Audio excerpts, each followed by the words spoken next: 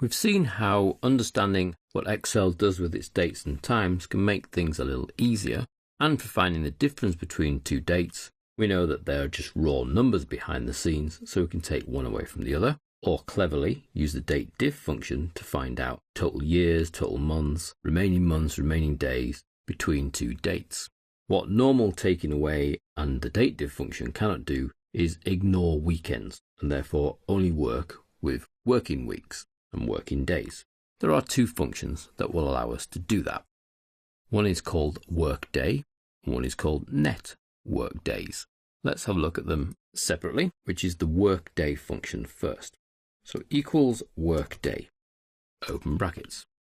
It requires a start date and how many days. And what the WorkDay function does is it works out the next working day based on a start working day and how many working days you want to move ahead. Let's see in action.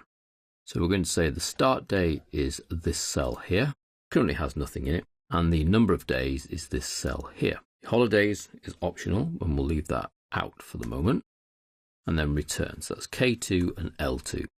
So at the moment it's 0.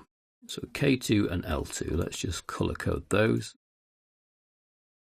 so we know which cells we're looking at. Now K2 is a date, so that's the starting point for our workday function, and we'll make that October 15th, 2013. Now we have a little calendar here so that we can double check that it's doing the work dates correctly. And what you'll find is it's worked out what the next working day is here after October the 15th based on this gap. Well, there's a 0 gap. What we haven't got here is the correct formatting. It's using the Excel raw number. So let's change that into a date. And we see that it's exactly the same date because we're currently looking at a 0 gap.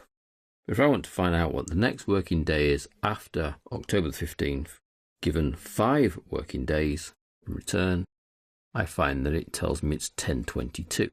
So I look at my little calendar, I'm starting on the 15th, which is here. 5 working days later, so that's Wednesday, Thursday, Friday, not counting the weekend, Monday, Tuesday is the 22nd, and that's what I'm given here.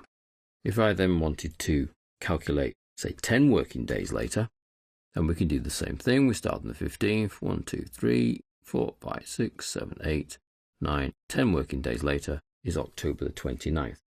Now, it's ideal being able to look at working days because when people are working, they talk in working days. So they say, oh, it'll take us 10 working days to work that out for you.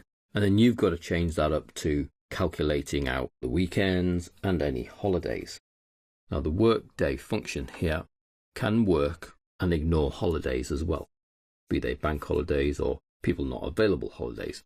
All you need to do is create a list, perhaps over here, of those holiday dates. So if we added in some holiday dates for October, let's say 10/28, that's a holiday, 13 and 30th as well, 10/30, 2013, and then a couple of days in November, 11/4, 2013, and 11/5, 2013.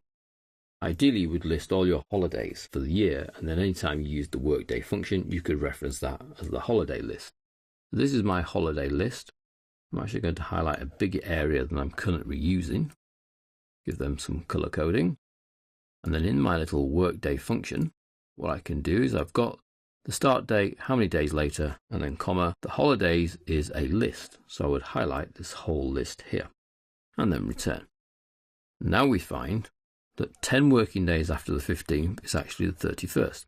So I start on the 15th, I go 1, 2, 3, miss out the weekend, 4, 5, 6, 7, 8, miss out the weekend, oh, that's a holiday, 9, oh, that's a holiday, 10, and now it's the 31st, so October the 31st. So it's a clever little function, the workday function. It requires a start date to start from, how many working days later are you trying to calculate, and then you have this optional holiday list, which is in effect adding to the weekend, so it always misses out Saturday and Sunday, but you also have an additional option of extra days that also must be missed out when calculating working days. So bank holidays would need to be missed out. Any other static fixed holidays would need to be missed out. So that's the workday function. Now the other little function that works well with working days is the net work days. So net work days, open brackets. Now this one actually calculates how many working days there are between two dates. So let's identify that cell there and that cell there. You'll also see that it has this optional parameter list for holidays. So let's add them in already because we know it's this list here, and then close brackets and return. So currently there are no working days between these two dates. Let's just color code those again. So I want to work out how many working days there are between two dates. Let's start with 10/20, October the 20th, 2013, and November the 7th, 2013.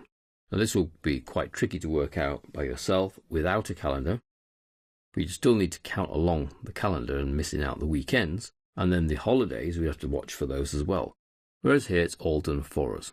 So there are 10 working days between the 20th of October, which is here, and November the 7th. So let's count them. 1, 2, 3, 4, 5. 6 is a holiday, so that's 6. That one's a holiday, so that's 7. 8. Then we hit another weekend. 9, 10. Oh, those are both holidays. 9, 10. Which brings us on the 7th.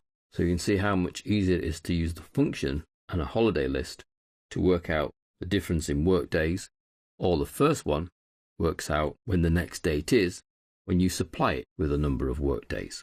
Two little working functions that use workday, so they completely ignore the weekends when they're doing any calculations, and you then have this additional holiday list that you can add in and tell it to ignore those dates as well, either using the workday, which calculates a new workday based on a starting workday and how many days forward, or the net work days, which works out how many working days there are between two given dates, missing out the weekends and missing out an optional holiday list if you have one.